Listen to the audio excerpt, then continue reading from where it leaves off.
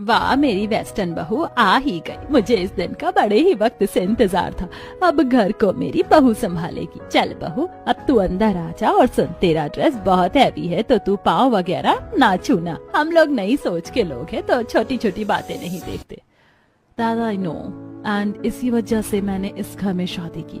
मेरे माँ बाबा तो किसी कल्चरल सी फैमिली में मेरी शादी करने को बोल रहे थे, लेकिन मैंने उन्हें साफ साफ बोल दिया कि मैं शादी करूंगी तो किसी मॉडर्न परिवार में जो मेरी तरह वेस्टर्न सोच रखता हो। हाँ बहू, हम नई सोच के ही लोग हैं, लेकिन नई बहू का इतना बोलना अच्छा नहीं लगता। जा, काफी रात हो गई है तो तू आराम कर ले, कल को फिर से तेरी रस्में शुरू हो जाएंगी। सरोजा की बात को सुनकर सोफिया अपने कमरे में चली गई। सोफिया रेखा की बहू बनी थी। उसके घर में उसकी सास, दादी सास, ससुर, 2 देवर, पति और एक नंद थी। सोफिया का बचपन से जवानी तक का सफर अमेरिका में बीता था, जिसकी वजह से वो बस नाम की इंडियन थी। इत्तेफाक से उसे ससुराल भी कम ही कल्चरल मिला था।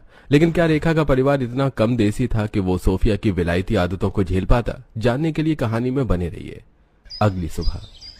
अरे भाई 10 बज गए हैं, रेखा मेरी कॉफी बनी नहीं अभी तक। हाँ माँ बस ले आई, ये लो पियो। 10 बजे तो कॉफी हाथ में आई है, वो भी अपनी बहू के हाथ की। अरे खुला दिमाग होना जरूर अच्छा है, लेकिन ऐसे घर में सुस्ती तो मत फैलाओ। ये पोता बहू उठी कि नहीं अभी तक? दादी भाभी तो शायद अभी सो ही रही हैं। अरे शादी वाला घर है, कितनी रस्में हैं, जाकर उठा कर आओ उसको। यूं ही मोहल्ले से कोई आ गया और पता चले कि बहू अभी तक नहीं जागी तो लोग क्या कहेंगे? सरोजा की बात को सुनकर रागिनी सोफिया को उठाने आ गई। भाभी भाभी उठ जाओ, सभी आपको बुला रहे हैं। रागिनी क्यों उठाया मुझे? 10 बज गए, मेरी ब्यूटी स्लीप पूरी हो गई। Beauty sleep? हाँ, वो मुझे डार्क सर्कल्स ना आए और ऐसे ही मैं जवान, खूबसूरत और ग्लोइंग रहूं, इसके लिए मैं 7 से 8 घंटे की स्लीप जरूर लेती हूँ। अच्छा, वैसे सभी नीचे आपका वेट कर रहे हैं। हमें तो लगा था कि आप नाश्ता हमें अपने हाथों से बनाकर दोगी, लेकिन आप सो रही थी। अब नीचे आ जाओ।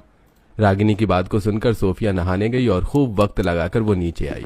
नीचे पड़ोस की कुछ औरतें बैठी हुई थी।